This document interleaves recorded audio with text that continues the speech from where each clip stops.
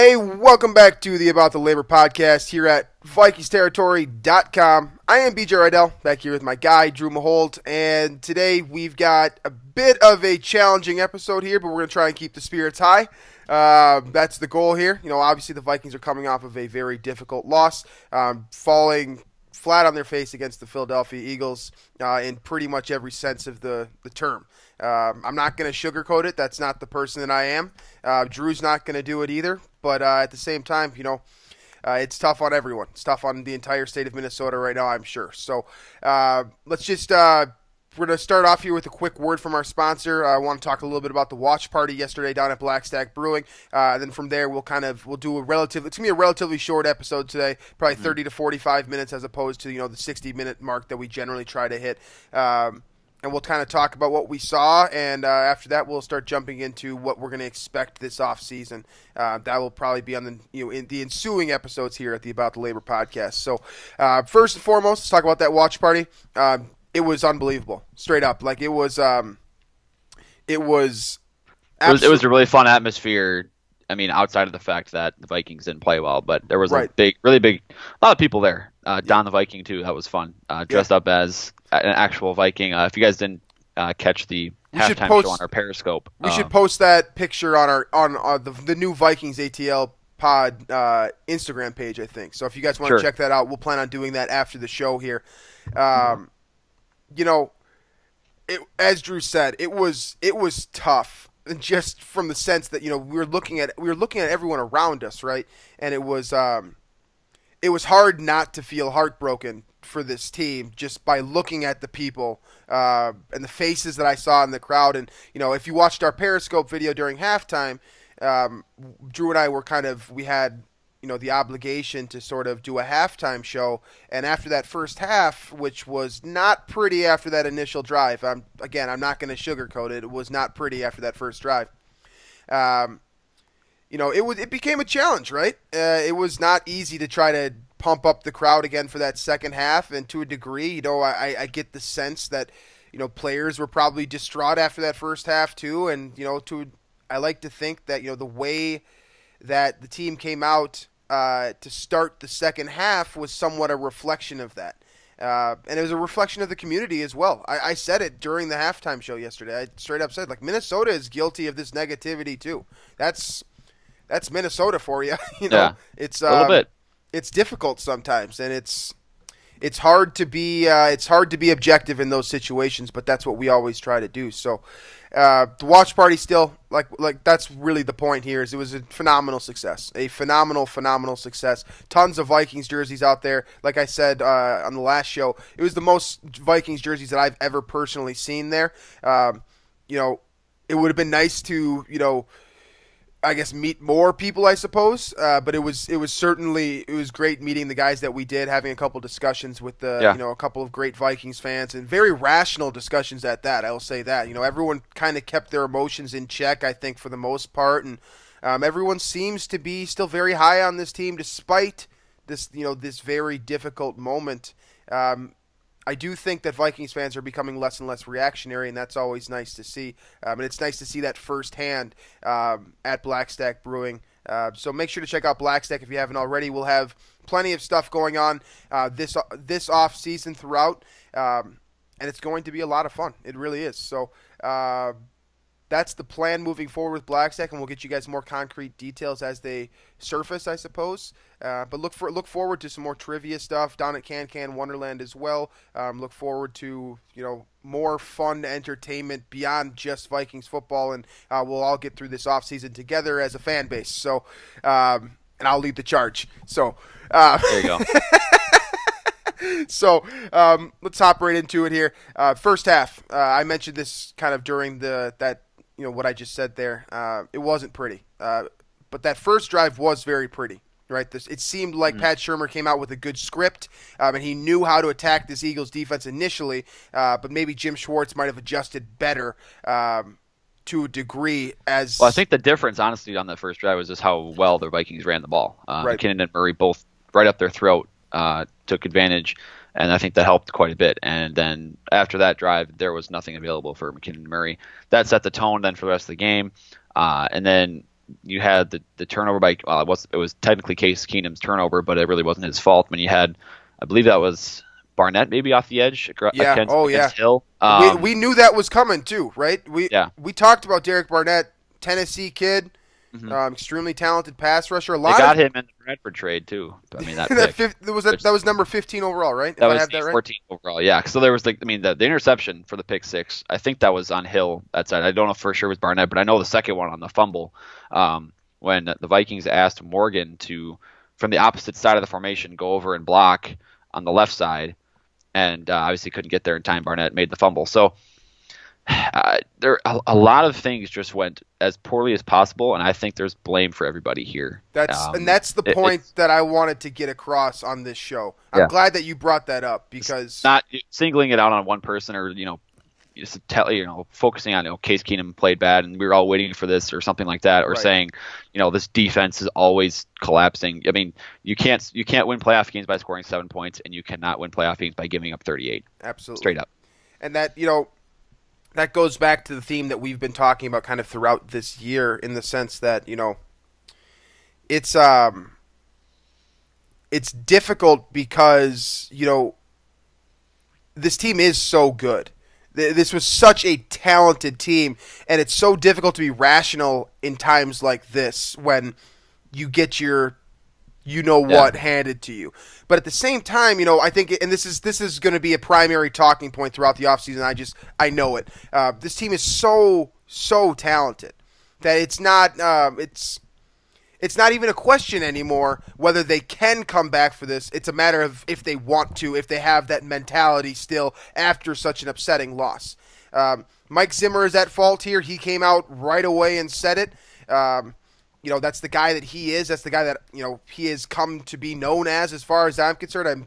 I feel like you agree with me on that too, that he's a player's coach in the sense that he's always going to shoulder the blame first. And, his scheme did not work against the Eagles. Let's just be real about it. It did not work. Whatever he was trying to do. The RPO had its way. The RPO from Doug Peterson had its way with this defense, and that's probably putting it lightly. You got to give him credit for that. You have to give Doug Peterson credit for that. And if you're not giving him credit for that, I mean, you're not being rational, in my opinion. Right. I mean, and we also, Nick Foles too. I mean, we kind of he was trashed the whole week. He was trashed by us, I think. He was trashed by Vikings fans, trashed by the national media, because his performance kind of reflected it too. I mean, in the past few weeks, he hadn't been hitting any deep balls at all. His downfield accuracy was almost nothing, and then this offense as a whole wasn't putting up points. So we all kind of thought, well, okay, chances are if the Vikings can put a couple touchdown drives together, get around 20 points, they're going to win this game.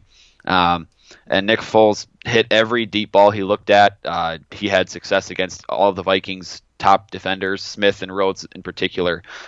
It was so much about the way that unfolded is just I can't explain, because things that had been happening all season long and what we've been, schemed to believe in our minds the whole season long did not happen. It was the complete opposite of that, which is the most absurd, thing about this game. Nothing makes any sense about it. Right. It's that's the most challenging part about doing this show. Drew and I were talking yesterday at Blackstack after the game was over, and my buddy, one of my best buddies that was with us there, he said to me, he was like, "Hey, do you want to take off?" And there's about 15 minutes left, and I said to him, and Drew was in on the discussion as well. I was like, "It's kind of our job to stay here and watch the whole thing. That's what we signed up for. We don't necessarily want to watch this. It's not fun, because winning cures everything. I'm a firm believer in that theory now, that winning cures everything. After watching, how this team came together this year and how so many different teams came together this year. New Orleans is another. I know we don't love New Orleans. I get that, Vikings fans. But that's a team that came together in a big way after a disappointing season. Philadelphia last year, you could say the same thing. They're going to the Super Bowl despite losing their franchise quarterback.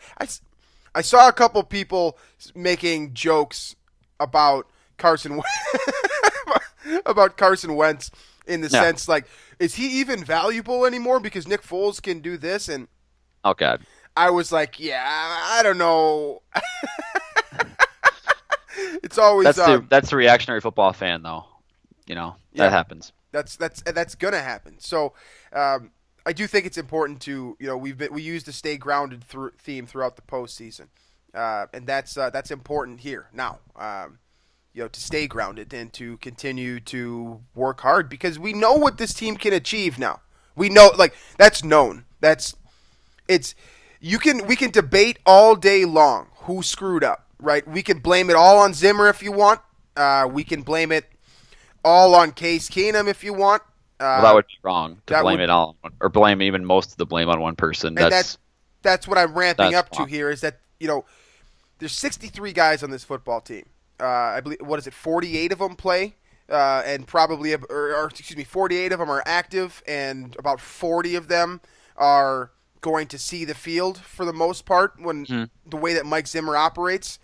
Maybe in some capacity, whether that's special teams or maybe just role player snaps, that type of thing. And you can't just fault one guy. Marcus Sherrill's had a good game, but how great was his influence, Or you said that David Morgan might have missed a block on that Derek Barnett play. But at the same time... Well, see, I even think of that as why is that protection even a thing? Like, why would you have your tight end lined up over there and force him to come all the way across formation to block one of the fastest edge rushers in the NFL? And it makes sense. A young and hungry guy too that's trying to earn a starting role on that team. Right. It's a challenge. Straight up. I do think, for what it's worth, if the Falcons had beaten Atlanta in the divisional round and the Vikings were playing at home, we'd be having a completely different discussion right now. Right. But I tweeted this last night too, that this season was a massive success. For sure. It's obviously it's awful right now, but how many of you thought 13-3 was in the cards this year? And how many of you thought that after Sam Bradford went down?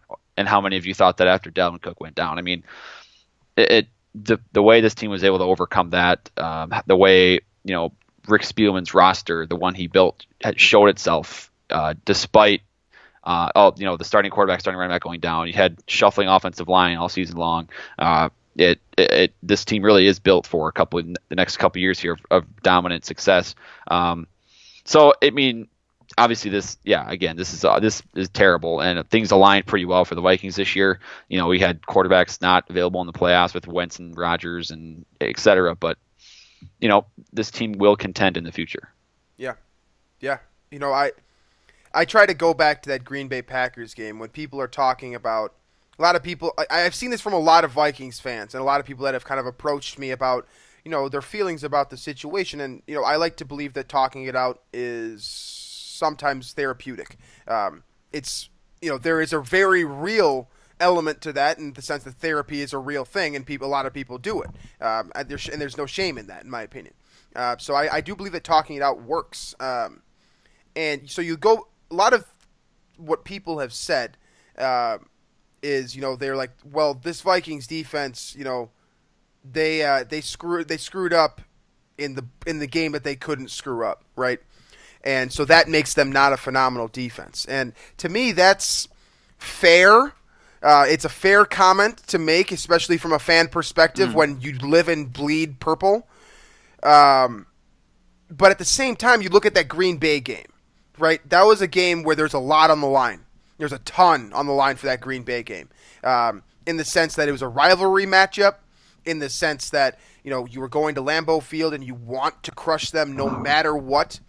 There's never, it's always important to beat the Green Bay Packers if you're a Vikings fan, right? Is anyone going to disagree with me on that? I don't think so. And the Vikings showed out in that game, 16-0. That's what they did, and that's a big takeaway for me because. You look at what they accomplished in that big game, and you look at what they were able to accomplish down the stretch against New Orleans, and you have to believe that this team is going to come through eventually. It didn't happen this year, and that's disappointing because they could have played a home Super Bowl if they had played better. Right, but you have every prominent talent, the defensive player is going to be back, and you have you're going to get a QB and one of those three guys that you believe is going to lead this team places. And we'll get it. I mean, we had a lot of questions, by the way, about the quarterback position, and we're definitely going to have a lot of talks about that in the next few weeks and probably next month or so, because I am, for one, very fascinated by that whole situation. Right. But and then you get Dalvin Cook back. You're going to get your receivers back. Offensive line should be back. You're getting a large chunk of what made this team so great back next year. The one thing I'm concerned about a little bit is A, the schedule, B, how talented or how deep, I guess, the NFC is as a whole. But we'll get to that bridge we'll cross that bridge when we get to it. But for now, I think reflecting on really what this team did accomplish this season, which was exceeding expectations, doing so with so many guys that aren't supposed to make it. We've talked about that so many times this year, where so many of the big time role players on this team are guys that were undrafted or drafted very low in the draft and had very low expectations for their careers. So I think right now, taking that away from it is probably, in my opinion, the right way to go about things right now. And then moving forward, it's just about finding that quarterback for the future, to manage this team, to play with these talented receivers, and to lead this team that has such a good supporting cast. Right. And that's what it comes down to. And, I was talking to our guy, Daryl Stoffren, who is a fan favorite on this show, friend of the show, if you will. And he was, he talked me down off a ledge to a degree, in the sense that, this game was huge. Again, let's not even pretend like it wasn't. It was. This was to go to. Well, it was the biggest game at least in the last 8 years. But yeah. I mean, with the Super Bowl being in Minneapolis, you could say it was the most important NFC Championship in franchise history. So yeah, it's and I want to give a shout out to Daryl's daughter Layla too, because she was a big fan for this game as well, and was really hoping to see something special happen. And I think that her sentiment in that sense is echoed by the fans in Minnesota. I mean, everyone was dying to get to the Super Bowl here, and that sucks. But yeah. I do think it's really important to be smart in this situation and understand the circumstances, right? Understand that, yes, the Vikings didn't play well yesterday in all three phases pretty much. Special teams was probably the best phase, I think. But Kai Forbath made the extra point. Yeah. Hey, we are not Eagles fans, right? Right. The Vikings fans raised how much? $250,000 for an opposing team's foundation. Thomas Morstead deserves a lot of credit for that. Eagles fans are verbally and physically abusing other teams' fans, throwing full beers at people from 50 yards away, and then getting in fights with themselves and police, even though they won the game. Yeah. That's probably. From what I understand, this is about people from Philadelphia. Like, there are Eagles fans around the country, obviously. Right. But the culture in Philadelphia is messed up. And honestly, like, if there are listeners of our show that went to the game in Philly and have comments on this stuff, I'm very curious as to what your experience was. I hope you made it out of there safely. But that's the one. I guess it's not really a positive. It's more of just it's something that's not bad. Is that we're not Eagles fans, and I would hope none of our listeners stoop to that level, because I would recommend that you not listen to the show then, because that's just dumb. That's not the people that we are. Right, and so our show is. And it sucks that they're the ones that get to experience the Super Bowl. But whether you believe in karma or not, the Vikings will get there, and they definitely have the ability and the potential to get there. I agree with you. Yeah, for sure.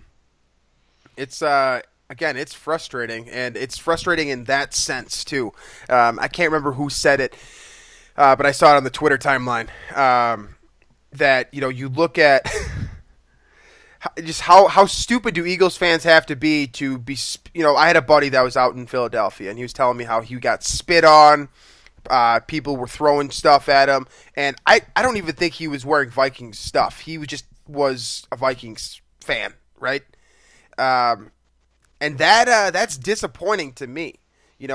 And you look at the fact that Philadelphia now has to come to Minnesota, and a lot of those fans are going to be traveling to Minnesota after, hey, we all saw it. We saw it. It was publicized on the internet. It's there. We can see it, right? And now you guys have to come to Minnesota. And yes, I expect this community to play Minnesota nice because that's what we do. That's what this community has always done and will continue to do, hopefully, despite the loss to the Eagles here. And that's just a poor business decision from an Eagles standpoint. If you're the Eagles uppers management, and again, let me make this clear. You should, the Eagles should, condemn it somehow, like you would think that would, I think it's prominent enough now that they should address the culture that goes on. And fans are the worst thing for this sport, straight up. I mean, which is why I tweeted yesterday that, this was before the Vikings game, I believe, that Patriots Eagles is a lose for everybody. It is. I think because let's talk about that. That's kind of a, I think it's a good discussion in the sense that, we're moving forward, right?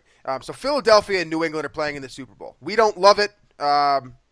Vikings fans don't love it. I'm sure that everyone across this is the least interested I've been in a Super Bowl in a very, very long time.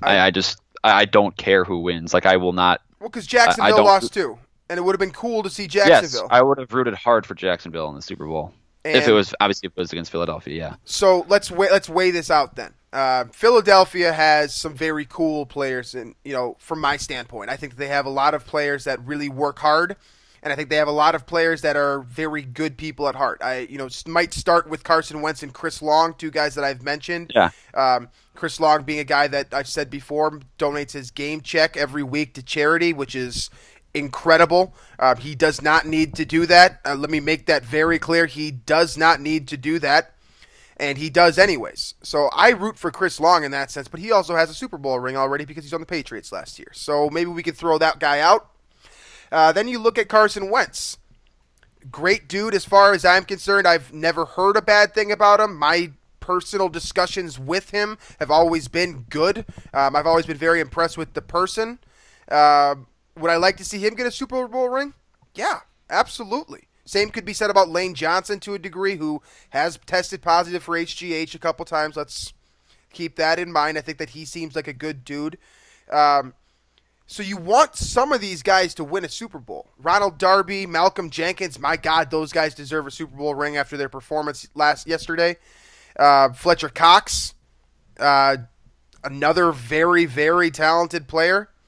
See, I don't even think about it in that way. Like, my only thought process here is Eagles fans, really tough to like them. And then you have the Patriots, who have won like 100 championships in the last decade. It's very tough to like them too and want them to win because they really can just go away anytime now. So I mean, I don't know. Like, maybe I'll cheer for the Patriots because maybe then Belichick will retire, or maybe Brady will retire. I mean, maybe that could be my line of thinking. I don't know. I have no rooting interest in this game. I'll watch the game.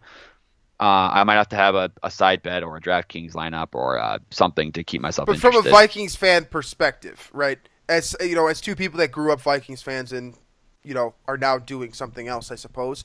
I think that we have a good understanding of what Vikings fans should want. And I'm not someone that likes to tell anyone what to do. That's not the person I am. That's not the person that Drew is. But from an entertainment standpoint, right? Who should Vikings fans be rooting for? I mentioned a lot of very cool Eagles players. You can look at one thing I will say about this is that the one thing I will say here is that I think Vikings fans can relate to Eagles fans in that the Eagles in general don't have a Super Bowl, and so if you want to go from that route, I want to see a team win a Super Bowl for the first time, then you root for Philly. I'm just going to say no to that because I don't like Philly and their fan base. I think that their actions should be punished more than they are. But I mean, that's probably just my opinion. I don't know. It would be cool to see Carson Wentz win. It would be cool to see a lot of those players win it. But I don't know. I don't care a lot about the Super Bowl. I really don't. And that probably sounds bad. It probably sounds. I mean, for a guy that is talking about football and writing about football for money. I mean, obviously for listeners and readers, obviously, I mean that obviously as well. But I don't care who wins. I mean, I really don't. I either way, I'll be like, all right, they won. Move on to next year. Well, I guess we can go through New England, and Tom Brady is very, very good at what he does. He's a champion. He's been a champion. Brandon Cooks has done some great things. I think that he's a special athlete with a lot of good things coming his way. Danny Amendola has been impressive. You look at this defense, and they've got some nice pieces on there as well, despite not being the strongest defense that we've seen from the Patriots. But I think that Belichick has done a good job of setting his team up for success, I suppose. Matt Patricia's going to get a head coach job. Josh McDaniels is going to get a head coach job, sounds like. If he wants it again, yeah.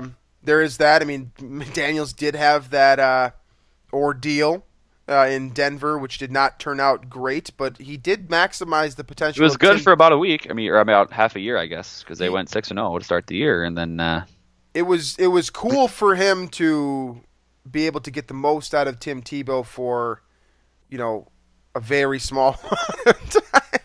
But I don't even want to. We're not going to talk about Tim Tebow. But so we look at the Super Bowl matchup, and yeah, it's disappointing for sure to see that Minnesota's not in there, and to see that Jacksonville didn't get in there. Two very young teams with a lot to prove, and probably very good things ahead of them.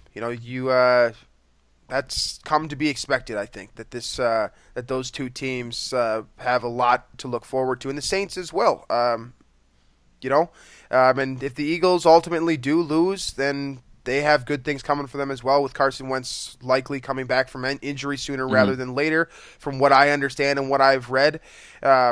So, yeah, that's what we're setting up for right now. But that's about all I've got at this point. Is there any final closing thoughts, kind of from what you know? I mean, we had. You want to read off some questions? I mean, I think we'll save the QB ones, which a lot of these are about the quarterbacks. We'll save those for the next show, because I think we can talk about that more so in the future here. But let's see if we did get one. Oh, we got one from Kyle here. This is actually kind of a funny one, because it looks like everything we got actually is about quarterbacks. So from Kyle, he says, for a guy on a budget, is the generic brand of chlorine sufficient for washing my eyes of that performance? Or do I need to splurge on Clorox? Try to get some comedic relief after a loss like that. That's and I believe that too. I believe that laughing is therapeutic. Again, that's it's very good. It's contagious. Laughing is contagious. So, Kyle. Kyle's our sports grunt, by the way, for those who are not familiar. He's a pizza grunt too. If you go to the Twitter bio, he is the pizza grunt now. You're right. He's the pizza grunt. I look at this quarterback situation. I think this is going to be a discussion that we're going to have a lot this offseason. I really do. From a fan vantage point, I think this is an exciting time to a degree, because there are so many different things to discuss. Right. With this quarterback situation, it should be fun to see how it plays out. But as it stands today, I would say that Case Keenum has earned the right to negotiate with leverage, I suppose. But at the same time, I think you got to be grounded about this, right? You got to be careful. You got to be smart. So they had the end of the year press conference dealio today, and I thought it was interesting that Teddy made a point to say that he thinks he deserves to be a starter somewhere. It doesn't matter if it's in Minnesota. He thinks he should be a starter, which I have said before. I really don't think that will happen. I just don't think teams are going to be willing to risk everything for a guy that hasn't played in 2 years. And then Case also said that he's not putting Minnesota on a pedestal as the number one place he wants to sign with in this offseason, that he's very open-minded as well. So, but we did get a question here that's actually non-Vikings, but it is about QBs. So it's from our buddy Sanka at UK School. He's trying to distract himself from Vikings talk right now. So he says, cut franchise or long-term deal for the following quarterbacks: Tom Brady, Drew Brees, Aaron Rodgers. Cut franchise, or what was the third one? Or long-term deal. Or extension, I guess. And it was Tom Brady, Aaron Rodgers, and Drew Brees. Okay, so I'm going to cut Tom Brady. And people are going Wow!